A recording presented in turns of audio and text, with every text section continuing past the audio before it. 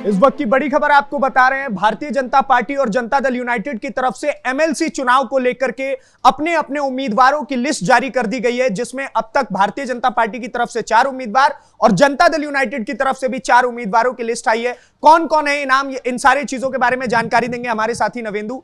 क्या क्या अपडेट्स आए और किस प्रकार से भारतीय जनता पार्टी और जनता दल यूनाइटेड ने इन नामों को चुना है कि यही लोग प्रमुख चेहरा होंगे? देखिए, पिछले कुछ दिनों से पूरे बिहार में इस बात की चर्चा थी कि जो 18 जून को एमएलसी के चुनाव होंगे उसमें बीजेपी और जेडीयू की तरफ से कौन कैंडिडेट होंगे। 10 सीटों पर चुनाव होने हैं, 9 पर चुनाव होंगे, 1 पर उपचुनाव होगा और 10 में से 1 सीट महागठबंधन के खेमे में जानी तय है और 9 सीट संख्या बल के हिसाब से एनडीए गठबंधन बहुत आराम से जीत सकता है, जिसमें 4 सीट बीजेपी की ओर से दिए जा रहे हैं, 4 पर जेडीयू के उम्मीदवार दिए गए और 1 सीट लोजपा रामविलास को दिया गया है, जिनके उम्मीदवारों के नाम अभी सामने नहीं आए हैं, लेकिन यहां बीजेपी ने ऐलान कर दिया है और बीजेपी की तरफ से 4 बड़े नाम सामने आए हैं।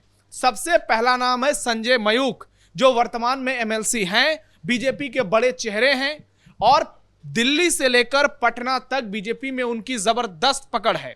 कायस्थ जाति से आते हैं और मीडिया कोऑर्डिनेटर भी हैं वो बीजेपी में, सह कोऑर्डिनेटर, और नरेंद्र मोदी अमित शाह के बेहद भरोसेमंद। दिल्ली से पटना तक पार्टी के तमाम बड़े कार्यों को संभालते हैं और इसलिए आला कमान के सबसे भरोसेमंद हैं। और जिस जाति से नितिन नवीन आते हैं, संजय मयूख भी उसी जाति से आते हैं। अब दूसरा नाम पवन सिंह। पवन सिंह का नाम सबसे ज्यादा चर्चा में था क्योंकि राज्यसभा चुनाव में पवन सिंह को बीजेपी ने उम्मीदवार नहीं बनाया। उसके बाद से कहा जा रहा था कि एक बीजेपी जो है सामान्य वर्ग से उम्मीदवार उतारेगी, एक ब्राह्मण और एक राजपूत का नाम चल रहा था। ऐसे में राजपूत जाति की अभी जो फिलहाल चल रही थी बिहार में राइवलरी आनंद मोहन को लेकर के, तो ऐसे में पवन सिंह को चुना गया और पवन सिंह से वादा भी किया गया था कि हम आपको सदन में भेजेंगे। लोकसभा बीजेपी की ओर से उनको टिकट नहीं दिया गया, राज्यसभा में इस बार जो है खेल हो गया और बीजेपी की तरफ से पवन सिंह नहीं जा पाए, लेकिन उनको अब इसलिए विधान परिषद का सदस्य बनाया जा रहा है क्योंकि बिहार में करीब 3.5% राजपूत वोटों की आबादी है और सवर्ण जाति से पवन सिंह इन 8 में से केवल 1 नाम है और संजय मयूख भी आप कह सकते हैं 2 नाम हैं। अच्छा, ये कहा जा सकता है कि जनता दल यूनाइटेड और भारतीय जनता पार्टी दोनों सूची को मिलाकर के केवल 2 नाम है जो सवर्ण जाति से। जेडीयू की तरफ से एक भी नाम नहीं है, हम उस पर बात करेंगे, लेकिन ये जो लिस्ट आई है बीजेपी की तरफ से संजय मयूख, पवन सिंह और अनिल कुमार ठाकुर। अनिल कुमार ठाकुर भी ईबीसी है और नाई जाति से आते हैं, कर्पूरी ठाकुर जिस जाति से थे। उसके अलावा चौथी उम्मीदवार हैं शीला पंडित, ये प्रजापति जाति से आती हैं, इनको मौका दिया गया है। तो ये बीजेपी के 4 उम्मीदवार हैं। अब जनता दल यूनाइटेड की बात करते हैं। एक नाम जिसको लेकर सबसे ज्यादा संभावनाएं थी, निशांत कुमार, नीतीश कुमार के बेटे, उनका एमएलसी बनना तय था क्योंकि सम्राट कैबिनेट में वो स्वास्थ्य मंत्री बने हैं। ऐसे में निशांत। उसके अलावा दूसरा नाम ललन प्रसाद, ये नीतीश कुमार की जो सीट खाली हो रही है उसके लिए ललन प्रसाद को टिकट दिया गया है और ये धानुक जाति से आते हैं। उसके अलावा शिवरानी देवी प्रजापति, एक प्रजापति को टिकट बीजेपी ने दिया है तो एक को जेडीयू ने दिया है, और भारती मेहता, यानी जो कुर्मी कोयरी धानुक कॉम्बिनेशन था जेडीयू ने उसको बरकरार रखा और पूरी तरीके से बरकरार रखा। 1 ओबीसी और 3 ईबीसी को टिकट दिया गया है। बीजेपी की ओर से 2 ओबीसी और 2 सवर्ण जाति के उम्मीदवार को मैदान में उतारा गया है। तो ये पूरी जातिगत समीकरण को साधने की कोशिश की गई है और अब संभावना इस बात की तो पहले से ही तय है कि बीजेपी एनडीए के 9 उम्मीदवार जीतेंगे और एक जो है वो महागठबंधन के खेमे से उम्मीदवार जीतेंगे। अब उधर से कौन आता है, बिल्कुल वही मेरा अगला सवाल होने वाला था कि आखिरकार जिस प्रकार से भारतीय जनता पार्टी, जनता दल यूनाइटेड, इन सभी ने अपनी अपनी सूचियां जारी कर दी, तो ये तो बताता है कि ये लोग बिल्कुल प्रोफेशनलिज्म के साथ काम कर रहे हैं। लेकिन दूसरी तरफ अगर हम देखें आरजेडी की तरफ, तो वहां अभी भी केओस का माहौल है। अभी भी नहीं पता चल पा रहा है कि कौन उनकी तरफ से उम्मीदवार होगा, कौन ऐसा व्यक्ति होगा जो उम्मीदवारी अपनी दाखिल कर पाएगा इस बार के एमएलसी चुनाव में। क्योंकि एक वहां पर आपस में ही लड़ाई चल रही है, कांग्रेस चाह रहा है कि हम मिल जाएं, आरजेडी चाह रही है हमारी लोगों, एआईएमआईएम अलग रूठा हुआ है। तो इन सारी चीजों को लेकर के क्या नहीं, देखिए वहां 2 बातें हैं। पहली बात, परिवार में अभी लड़ाई चल ही रही है। राबड़ी देवी अड़ी हुई हैं कि तेज प्रताप यादव को एमएलसी बनाइए, लालू यादव रोहिणी के पास हैं, सुनील सिंह अलग ही दावा ठोक रहे हैं, रोहिणी आचार्य के नाम भी सामने आ रहे हैं। तो ऐसे में पहले परिवार का मामला सुलझ जाएगा तो ठीक है। दूसरा, आरजेडी को इस बात का भी डर है कि बिहार में अगर ऑपरेशन लोटस चल गया तो हमारा उम्मीदवार चुनाव हार सकता है। लेकिन बीजेपी ने साफ कर दिया है, एनडीए ने, कि हम 10वीं सीट पर उम्मीदवार नहीं उतारेंगे, यानी ऑपरेशन लोटस या कोई भी जोड़ तोड़ का खेल नहीं होगा। जैसे कि राज्यसभा चुनाव में एडी सिंह चुनाव हार गए थे, तो ऐसे में अब एक कहें तो खुशखबरी है महागठबंधन के लिए कि 10वीं सीट पर उनको आसानी से जीत मिल जाएगी। लेकिन उम्मीदवार कौन होगा? एआईएमआईएम की ओर से दावे ठोके गए हैं, तो इस बार आरजेडी की तरफ से साफ तौर पर कह दिया गया है कि उम्मीदवार हमारा ही होगा। कांग्रेस के 3 विधायकों ने पहले ही आरजेडी को धोखा दिया, तो ऐसे में कांग्रेस की दावेदारी नहीं है।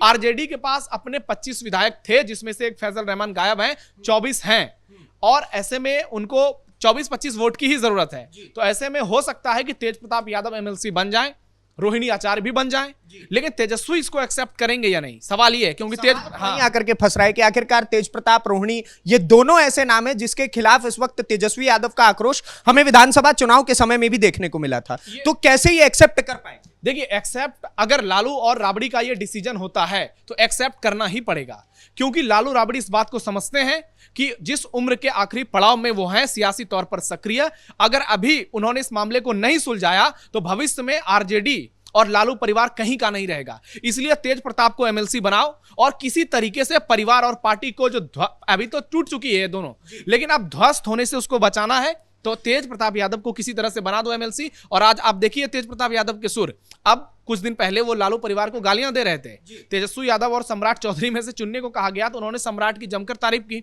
उत्तर प्रदेश गए, वहां योगी आदित्यनाथ के बारे में खूब बातें की और कहा कि अखिलेश यादव चुनाव हारेंगे।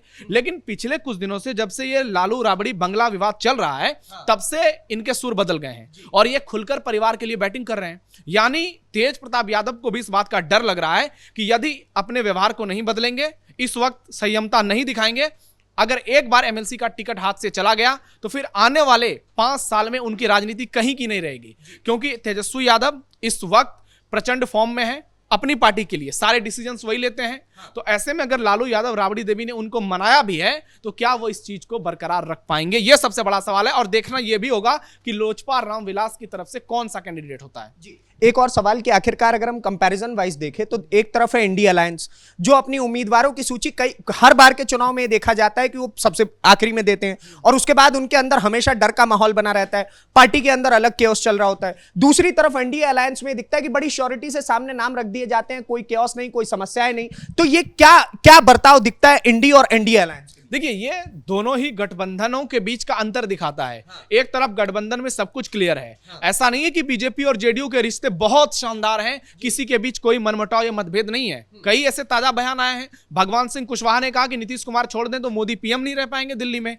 बहुत सारे ऐसे बयान आए हैं, उसके बावजूद भी गठबंधन की चीजें पर्दे के पीछे ही रह जाती है, वो सामने नहीं आ पाती है। इसका कारण है कि दोनों ही गठबंधन की जो आला कमान है, जो पार्टी का नेतृत्व है, वो काफी मजबूत है और चीजों को पर्दे के पीछे सुलझा लिया जाता है। जबकि यहां स्थिति अलग है, यहां कांग्रेस वाले रूट के इधर चले जाते हैं, आरजेडी वाले रूट के इधर चले जाते हैं, ओवैसी अलग ही धमकाते हैं। तो यहां पर चीजें जो है अस्त व्यस्त आपस में ही नजर आ रही हैं। तो इन चीजों के लिए बीजेपी और जेडीयू हमेशा आगे नजर आती है, क्योंकि उनके पार्टी और गठबंधन के भीतर अनुशासन जो है वो इन लोगों की अपेक्षा ज्यादा है और ये सियासी तौर पर एक पार्टी के लिए, एक गठबंधन के लिए बहुत ज्यादा इंपॉर्टेंट होता है। क्योंकि एक डिसीजन होता है, आला कमान ने कर दिया, अगर आप उसको मान लीजिए तो ठीक है, नहीं तो पार्टी में फिर भयंकर खलबली होती है, टिकट के लिए मारामारी मचती है। हालांकि इसका दूसरा भी पहलू है, आप ये भी कह सकते हैं कि पार्टी का पूरा कंट्रोल बीजेपी और एनडीए में सिर्फ नरेंद्र मोदी, नीतीश कुमार के पास है। जबकि दूसरी तरफ विपक्ष ये कह सकता है कि हमारी पार्टी में लोकतंत्र है, सबके कहने से फैसले लेते हैं। लेकिन क्या कहां होता है ये सबको मालूम है।